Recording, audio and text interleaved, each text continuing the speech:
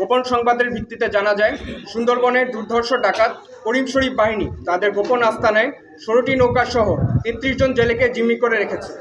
প্রাপ্ত তথ্যের ভিত্তিতে বুধবার 9 এপ্রিল 2025 তারিখ সকাল 11টাতে সন্ধ্যা 7টা পর্যন্ত বাংলাদেশ কোস্টগার্ড বেস মংলা ও আউটপোস্ট নলিয়ান কর্তৃক সুন্দরবনের করকরি নদীর মাল্লাখালী এলাকায় একটি বিশেষ অভিযান পরিচালনা করা হয়।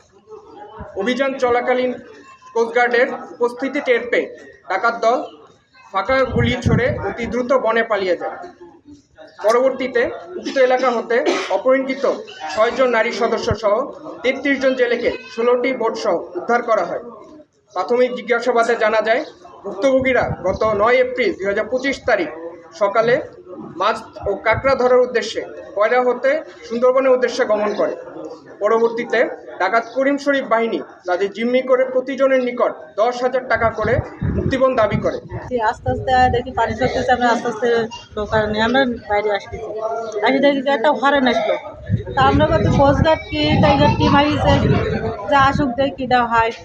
ভয়ে তো বুড়ি রয়েছি, পরে দেখি আমরা বাইরে বেরোছি, কোস্টগার্ডের বোট দিয়েছে গেলে এরাই থেকে আমাকে উদ্ধার করেছে। 10টার দিকে জঙ্গলে প্রবেশ করি মাছ কাঁকড়া ধরার জন্য। এরপরে একদল ডাকাত আমাদেরকে আটকায় খালের ভিতরে রাখে এবং মুক্তিপণ দাবি করে 10,000 টাকা করে। এরপরে আমাদের খালের ভিতরে ঢুকাই রাখে,